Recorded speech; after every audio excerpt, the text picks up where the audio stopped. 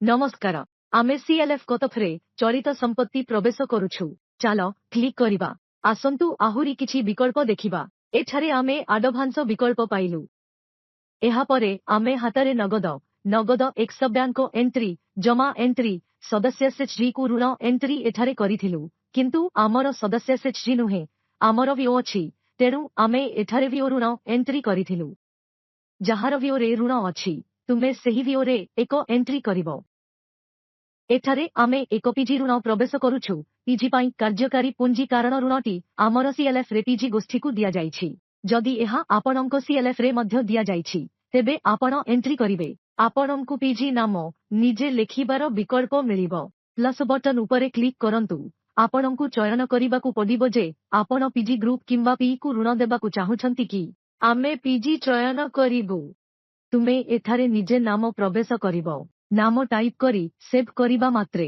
एठारे थिबा डाउनलोड रे आपणको नाम देखाजिबा आरंभ हेबो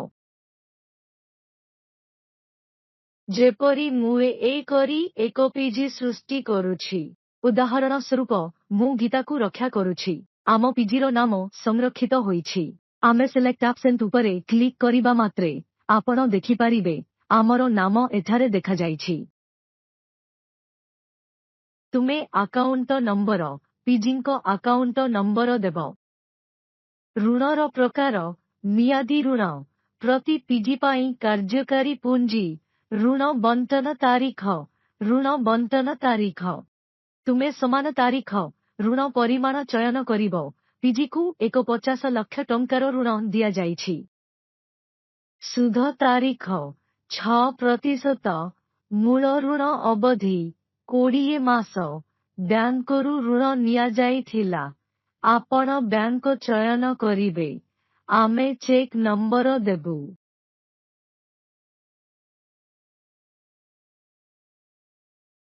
मूल देय परिशोध एथिरु केते फेरस्त करा जाइछि 20,000 बकेया मूल देय संचालित भाबरे गणना करा जिवो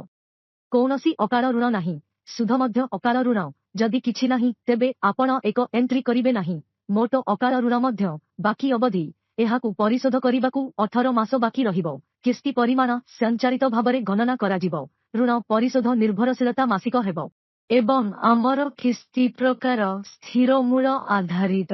एही तारीख आसंता मासर हेबो आमे मार्च सुद्धा प्रवेश करुछु मार्चर 31 तारीख सुद्धा आमे एप्रिल रे पीजीरु प्रथम किस्ती नेबु